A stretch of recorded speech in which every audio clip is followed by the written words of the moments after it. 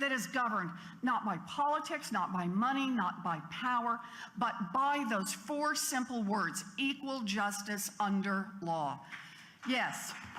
Now, 3 years ago, I came here to deliver a warning about how that promise is under threat.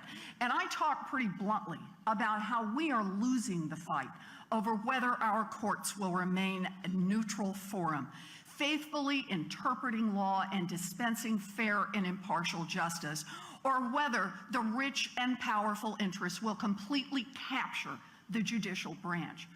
I talked about how year after year, for more than 30 years now, powerful interests have worked to rewrite the law and tilt the courts to favor billionaires and giant corporations.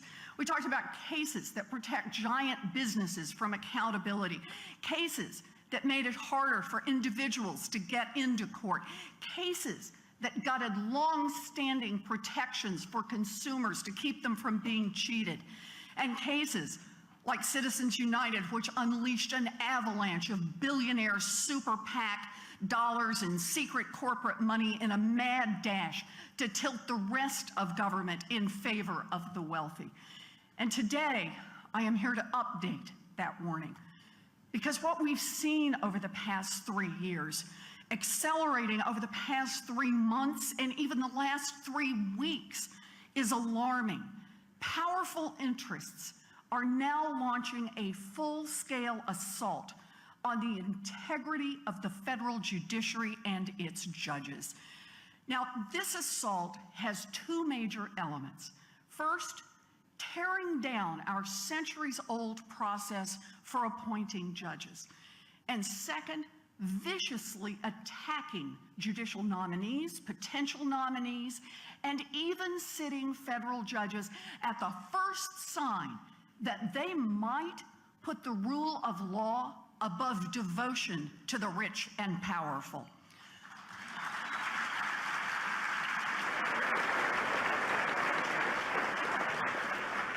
Now, earlier this week, I released a comprehensive report on the Republican campaign of obstruction against President Obama's nominees. It details how Senate Republicans have delayed or blocked votes on key nominations throughout the entire Obama presidency. The purpose of this obstruction is to try to hold open federal positions for as long as possible. The purpose is also to hamstring the president's ability to protect consumers and workers, to hold large corporations accountable, to promote equality. In other words, to undermine the fundamental principle of equal justice under law. The centerpiece of that strategy has been a blockade of federal judicial appointments, and it is much bigger than just the United States Supreme Court. From the day President Obama was sworn in, Senate Republicans have used every procedural tool at their disposal to try to slow down his nominees. They spent months abusing the filibuster in a naked effort to preserve a right-wing majority on the DC circuit. And after capturing the Senate in 2015, they've just slowed judicial confirmations down to a trickle. Judicial emergencies multiply, cases pile up, courts are starved for help.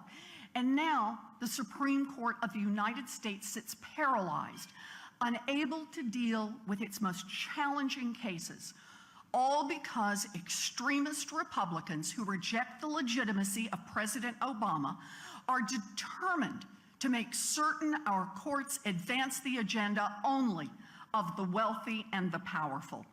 It is outrageous, and it is up to us to fight back.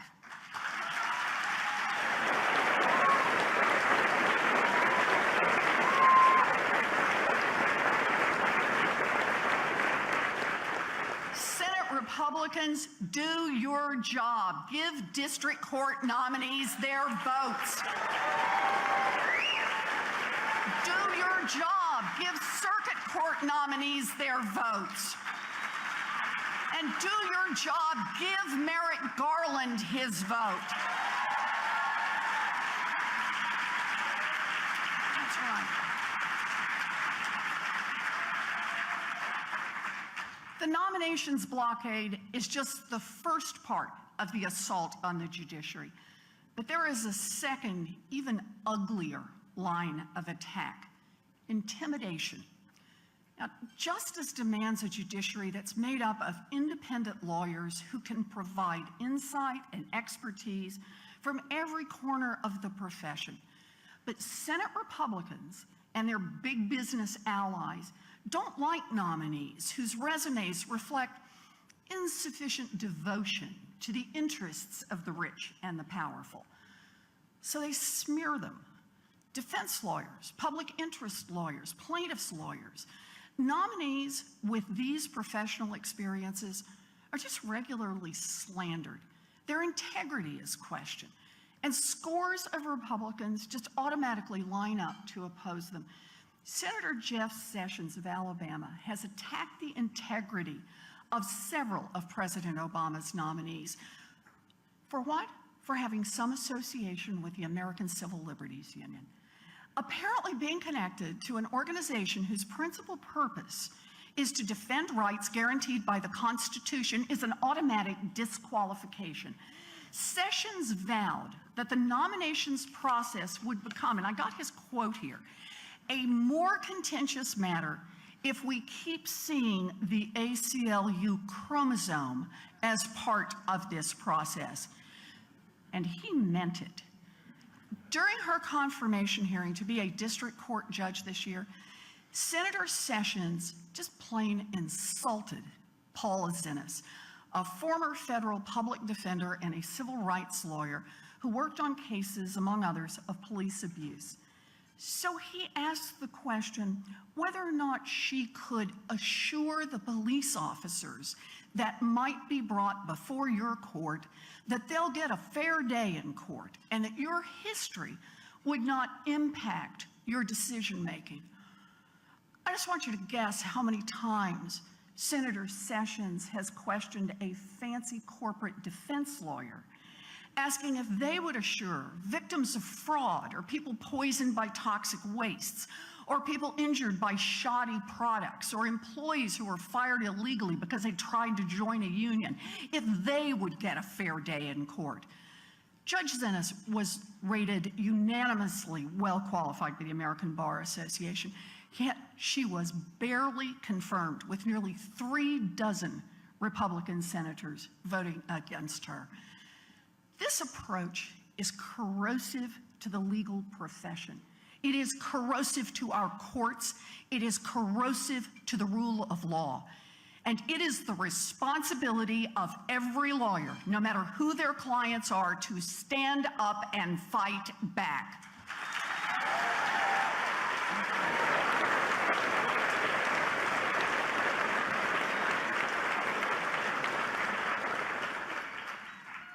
The attacks around the current Supreme Court vacancy have been even uglier. And at one point, Senator John Cornyn, the #2 Republican in the Senate from the state of Texas, announced that any nominee, this is any nominee, put forward by President Obama would be beaten like a piñata. And his right-wing billionaire and big business allies, they've actually made good on that threat. When rumors, just rumors, circulated that Jane Kelly, a highly respected federal judge, just might be under consideration, the Judicial Crisis Network, which is this shadowy right-wing group that's financed with dark money from the billionaire Koch brothers, this group ran television ads attacking her for her service to the nation as a federal public defender. Now, as you all know, the president eventually nominated Merrick Garland, a judge that is so revered for his professionalism that days before he was announced, Republican Senator Orrin Hatch called him a fine man who the president could easily name to fill the vacancy. And then what happened? Scores of Republican senators refused to even meet with him. The Judicial Crisis Network started again, spending millions of dollars on television ads to demean this man. The NFIB, a right-wing lobbying group that claims to speak for small businesses but is actually swimming in cash from conservative billionaires, announced that it would oppose Garland's nomination because in cases involving federal agencies, the judge ruled in their favor 77% of the time. Now that's a punchline a room full of lawyers will appreciate, because every lawyer in this room knows that federal law requires judges to defer to most agency actions. But apparently, it doesn't matter anymore whether or not Judge Garland follows the law. What matters is that he doesn't bend the law to suit giant corporations. Judge Garland is not a politician. He is a judge with an unimpeachable record of putting the law first. And for that sin, he faces a nonstop national campaign of slime. He faces historic disrespect from the Republicans who control the Senate. It is despicable, it must end, and we must end it.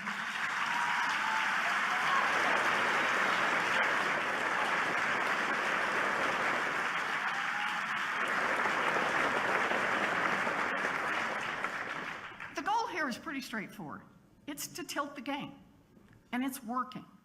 86% of President Obama's judicial nominees have either worked as a corporate attorney, a prosecutor, or both, while less than 4% have worked as lawyers in public interest organizations. You know, professional diversity is missing from the federal bench, and justice suffers for it. But even disqualifying judges based on their professional background isn't enough for Donald Trump. Trump tells everyone who will listen that he is a great businessman. But let's be honest, he is just a guy who inherited a fortune and kept it rolling along by cheating people.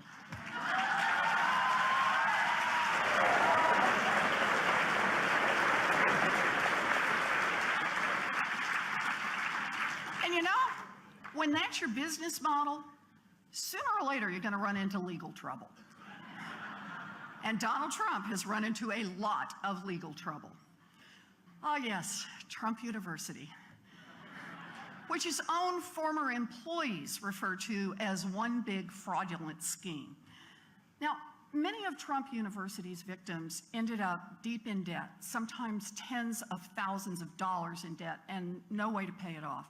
Trump's employee playbook said, look for people with financial problems, because they make good targets. He even encouraged his sales force to go after elderly people who were trying to create a little financial security, because Trump figured they were vulnerable. Now, I taught law for more than 30 years, and you can ask any lawyer in America, and they will tell you that sounds a lot like fraud. And I'm just saying. And by the way, that is exactly what Donald Trump is being sued for. He's being sued for fraud and worse, for targeting the most vulnerable people he could find, lying to them, taking all their money, and leaving them in debt. Now, some of these people are fighting back, because in America, we have the rule of law. And that means no matter how rich you are, no matter how loud you are, no matter how famous you are, if you break the law, you can be held accountable, even if your name is Donald Trump.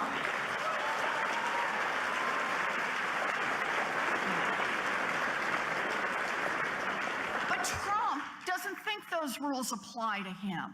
So at a political rally 2 weeks ago, and almost daily since then, the presumptive Republican nominee for President of the United States has savagely attacked Gonzalo Curiel, the federal judge presiding over his case. He's explained, we are in front of a very hostile judge, Trump said. Frankly, he should recuse himself. He has given us ruling after ruling, negative, negative, negative. Understand what this is. Trump is criticizing Judge Curiel for following the law instead of bending it to suit the financial interests of one wealthy and oh so fragile defendant.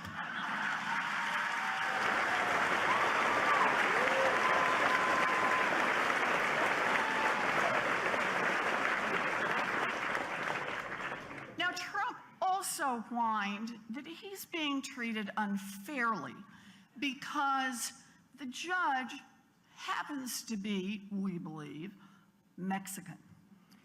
And when he got called out, he doubled down by saying, "I'm building a wall. It's an inherent conflict of interest."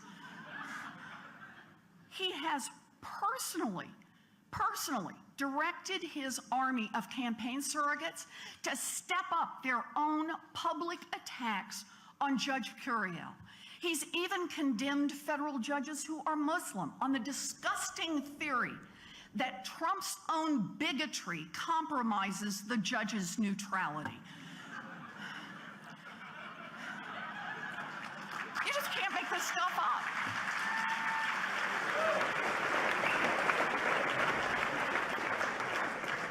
Now, like all federal judges, Judge Curiel is bound by the Federal Code of Judicial Ethics not to respond to these attacks. Trump is picking on someone who is ethically bound not to defend himself. Exactly what you would expect from a thin-skinned racist bully.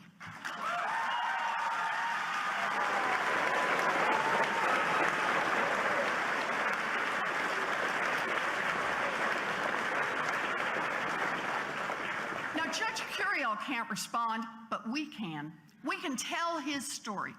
Gonzalo Curiel was born in Indiana, not Mexico, to immigrant parents who worked hard their entire lives and who were handed nothing. He went to Indiana University for undergrad, and then he went there for law school. For 13 years, he worked as a federal prosecutor in Southern California, fighting the Mexican drug cartels as a leader of that region's narcotics enforcement division. He collaborated with top Mexican officials to disrupt the culture of corruption between the Mexican government and the most powerful and deadly cocaine smugglers in North America. And the effort was pretty impressive. On both sides of the border, money launderers, street gangs, assassins were arrested and prosecuted. But that success came at great cost. Witnesses were killed. Mexican officials were murdered. Judge Curiel himself was the target of an assassination plot, and he spent the better part of a year living officially in hiding under the protection of the U.S. Marshals. Later, after his years of service as a prosecutor, Judge Curiel was appointed to the California state courts by a Republican governor who calls him an American hero. He was nominated to the federal bench by a Democratic president, and he was confirmed by a voice vote in the Senate. That's what kind of a man Judge Curiel is. What kind of a man is Donald Trump? Donald Trump says Judge Curiel should be ashamed of himself.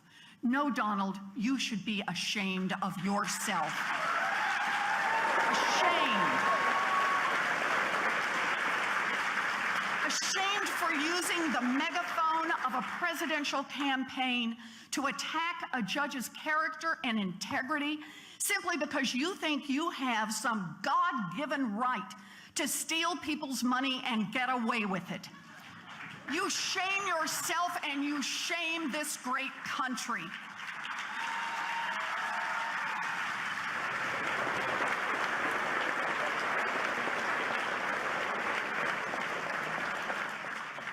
Donald Trump says they ought to look into Judge Curiel because what Judge Curiel is doing is a total disgrace. No, Donald, what you are doing is a total disgrace. Race baiting a judge who spent years defending America from the terror of murderers and drug traffickers simply because long ago his family came to America from somewhere else. You, Donald Trump, are a total disgrace.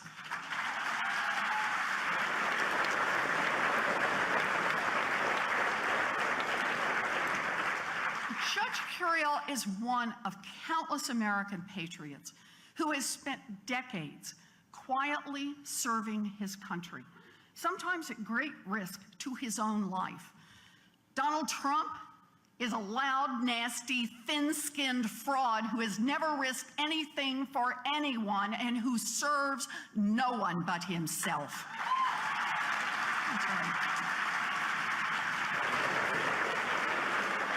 And that is just one of the many reasons he will never be president of the United States.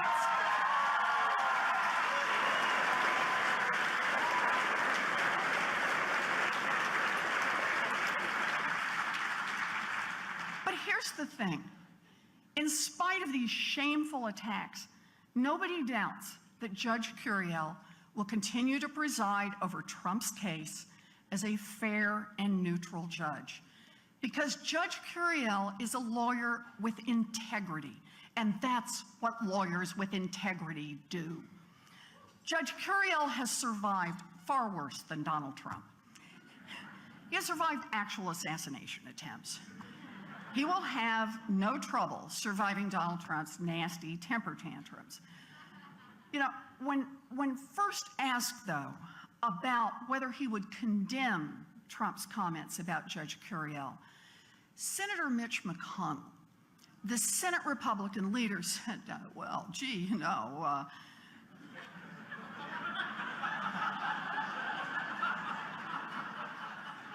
Donald Trump is certainly a different kind of candidate.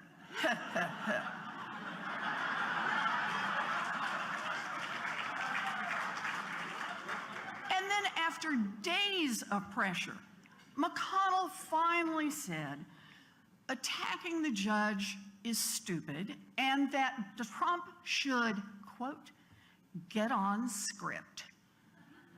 What script is that exactly? And where do you suppose that Donald Trump got the idea that he can personally attack judges, regardless of the law, whenever they don't bend to the whims of billionaires and big businesses? Trump isn't a different kind of candidate. He's a Mitch McConnell kind of candidate. Yes. He is exactly the kind of candidate you'd expect from a Republican Party whose script for several years has been to execute a full-scale assault on the integrity of our courts, blockading judicial appointments so Donald Trump can fill them, smearing and intimidating nominees who do not pledge allegiance to the financial interests of the rich and powerful. That's the kind. Now, Trump is also House Speaker Paul Ryan's kind of candidate. Paul Ryan condemned Donald Trump's campaign for its attacks on Judge Curiel's integrity. Great. Where's Paul Ryan's condemnation of the blockade, the intimidation, the smears, and the slime against the integrity of qualified judicial nominees and Judge Garland? Where is he? Yeah. Paul Ryan and Mitch McConnell want Donald Trump to appoint the next generation of judges. They want those judges to tilt the law in favor of big businesses and billionaires like Trump. They just want Donald Trump to quit being quite so vulgar and obvious about it. Yep. So look, Donald Trump chose racism as his weapon, but his aim is exactly the same as the rest of the Republicans. Pound the courts into submission for the rich and the powerful. Senator McConnell recently said he's, quote, pretty calm about Donald Trump because what protects this country against big mistakes being made is the structure, the Constitution, the institutions. Mitch McConnell is 100% wrong. Our democracy does not sustain itself. Our Constitution does not sustain itself. The rule of law does not sustain itself. There have always been those with money and power who think that the rules shouldn't apply to them, those who would pervert our system of government to serve their own ends. They've tried it before, and they're trying it now. And all that is required for the rule of law and our independent judiciary to collapse is for good people to stand by and do nothing. Now is not the time to stand by. Now is the time to stand up. Now is the time to say no. Not here, not in these United States of America. No.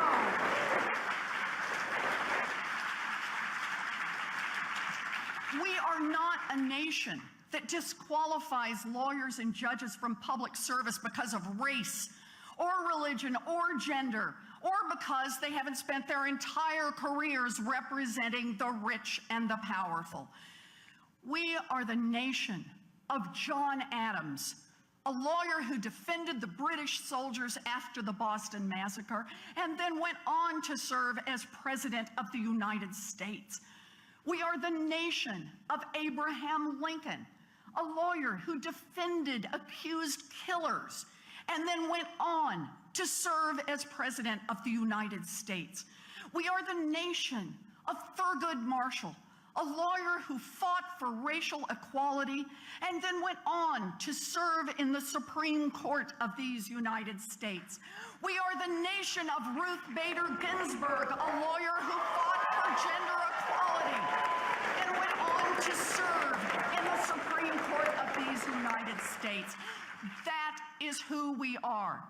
And we will not allow a small, insecure, thin-skinned, wannabe tyrant or his allies in the Senate to destroy the rule of law in the United States of America. We will not. We will not. You bet. You bet.